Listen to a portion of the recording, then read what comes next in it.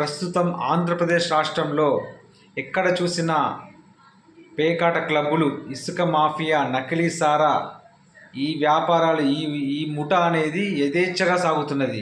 ఈ మాఫియా అనేది భయంకరంగా రాష్ట్ర సమాజాన్ని పట్టి పీడిస్తున్నది. దీని మత్తులో ఎంతోమంది యువకులు కానీ, ప్రజలు కానీ ఈ నాటు సారా, కల్తీ సారా తాగి పేకాట క్లబ్లో పాల్గొని యువత చెడిపోతున్నారు. ఇలాంటి నకిలీ సారా తాగి ప్రజలు ప్రాణాలు కోల్పోతున్నారు. ఇసుక మాఫియాలో ప్రజలకు ఇసుక దొరకక ఎంత ఇసుక నుంచి కూడా అంత అడ్డగోలుగా డబ్బులు దోచుకుంటూ మొత్తం ప్రైవేట్ పరానికి చేసి ఎక్కడికక్కడ టీడీపీ నాయకులు, కార్యకర్తలు, ఎమ్మెల్యేలు, మంత్రులు, ఎంపీలు అడ్డగోలుగా దోచుకుంటున్నారు. ఇంత దోచుకుంటున్నా కూడా ఇంకా ఈ ఎల్లో మీడియా సిగ్గు లేకుండా ఇలాంటి ఒక నీచ నికృష్టమైన ప్రభుత్వానికి, కూటమి గవర్నమెంట్కు సిగ్గు లేకుండా సపోర్ట్ చేస్తుంది ఈ ఎల్లో మీడియా. అందులో సాక్షాత్తు తిరువూరు ఎమ్మెల్యే కొలికపూడి శ్రీనివాసరావు విజయవాడ ఎంపీ కేశినేని చిన్ని మీద సంచలనమైన ఆరోపణలు చేసిండు.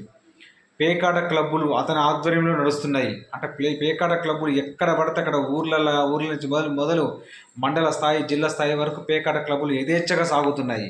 నకిలీ సారా ఇవన్నీ కూడా ఎంపీ, ఎమ్మెల్యే, మంత్రుల సమక్షంలోనే జరుగుతున్నది. అయినా కూడా ఇంతవరకు టీడీపీ అధిష్టానం నుంచి ఒక్కటి కూడా దీనికి ఆన్సర్ లేదు.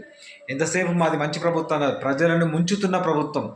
16 నెలల్లో మొత్తం జగన్మోహన్ ప్రవేశపెట్టిన సంస్కరణలు మొత్తం సర్వనాశనం చేసి ఆంధ్రప్రదేశ్ జీడిపి జస్ట్ మొత్తం లాస్ట్కు చేసి శాంతి భద్రతలు కానీ, హత్యలు కానీ, అత్యాచారాలు నెంబర్ 1 అయింది తప్పిస్తే అభివృద్ధిలో లాస్ట్ అయిపోయింది, సంక్షేమంలో లాస్ట్ అయిపోయింది.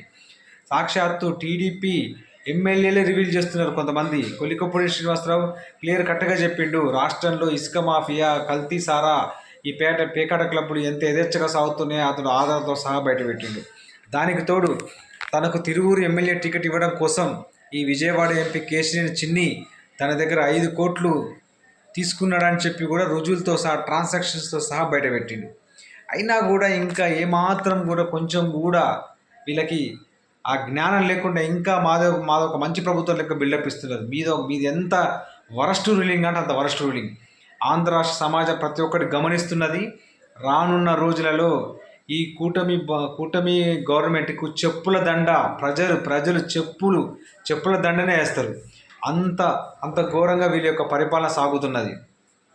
అయినా కూడా ఇంకా టీడీపీ అధిష్టానం చంద్రబాబు నాయుడు, లోకేష్ కానీ వీళ్ళు ఒక్కరు కూడా ఒక మాట మాట్లాడతలేరు. అంటే వాళ్ళకు కూడా తెలుసు, వాళ్ళు కూడా కనీసం ఇవి కంట్రోల్ చేయలేని పరిస్థితి. లా అండ్ ఆర్డర్ కానీ ఏ విషయంలో కూడా కూటమి గవర్నమెంట్ అట్టర్ ఫెయిల్యూర్ అయిపోయింది.